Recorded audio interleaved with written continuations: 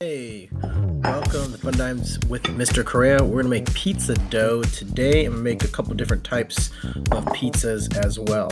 So we're gonna start with some warm water. Put this in the microwave for about 20 seconds. So 1 cup warm water.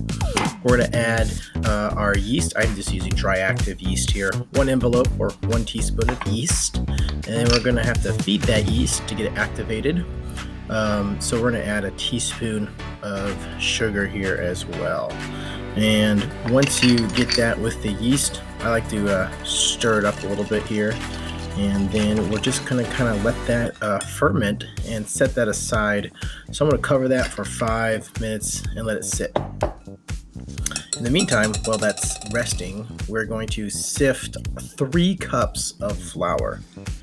So we always want to sift as much as possible. And then we're going to add half a teaspoon of table salt as well.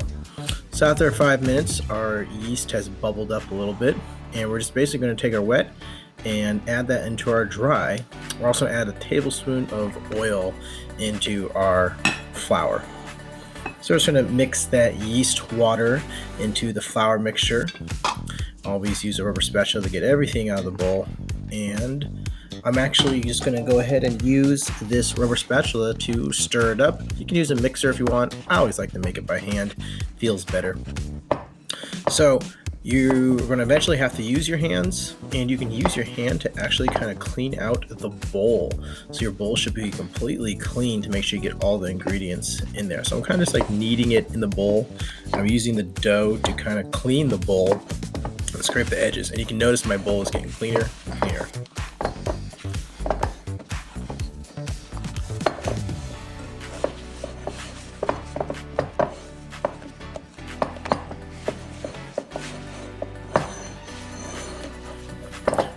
Okay, so my bowl is nice and clean from my dough, and now I'm going to start the kneading process. This is where you break apart the gluten while using your palm of your hand to really stretch it out really good here. So I'm kind of using my palm of my hand, and I'm pushing down, folding it over, and doing that process over and over again. So I'm pushing down, folding it over, and just folding it over again.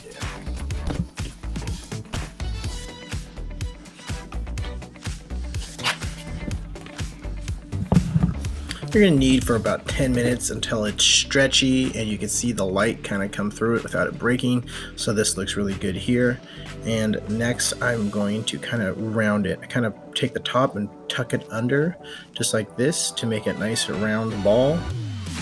And we're going to let this rest for about 3 hours. I like to put it in the fridge overnight. I can make my dough a day ahead of time, but you can leave it right there on the counter for 3 hours or a couple hours if it's a little warm in the house.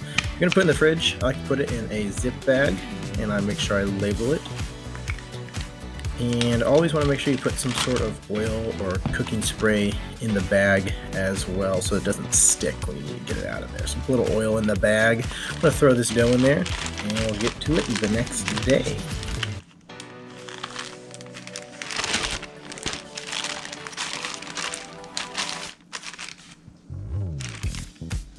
Okay, so the next day you can see the dough has risen substantially, about 3 times the size, which is good. I'm going to pull that out. I do not punch my dough down as soon as it comes out. I feel like it makes the bread more dense, so I try to be really gentle with it, and I form my balls of dough for my pizza, but I don't push out all that air in there. It's kind of counterproductive for what we just did. So you can use a basic cookie sheet tray like this if you want to cook it in an oven. So I'm going to put some oil on there and put that aside right there. You can use a pizza pan, but you really can use whatever pan you want.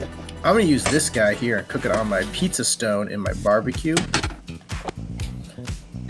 So I'm going to put some flour down, and I'm going to use a rolling pin to roll this pizza dough out.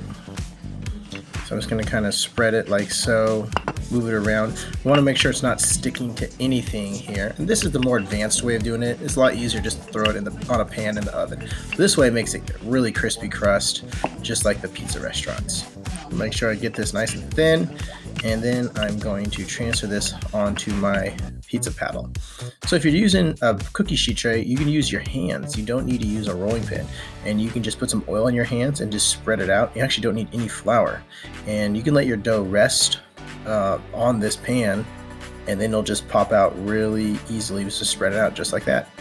You can also cook it, put it in an actual pan on the heat like Gordon Ramsay does. You can actually cook it in a saute pan.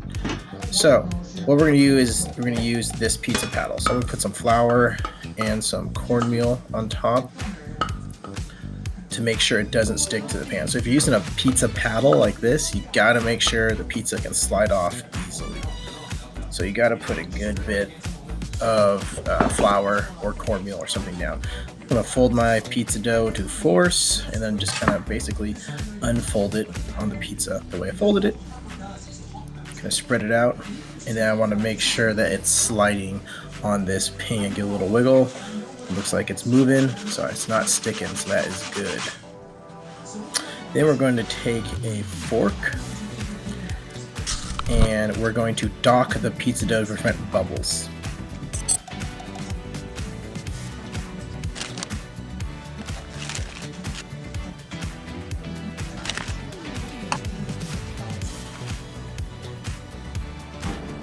When you bake pizza, you really want to cook it on a really hot temperature, so 400 degrees and higher. And it shouldn't take more than 7 to 10 minutes depending on your oven temperature.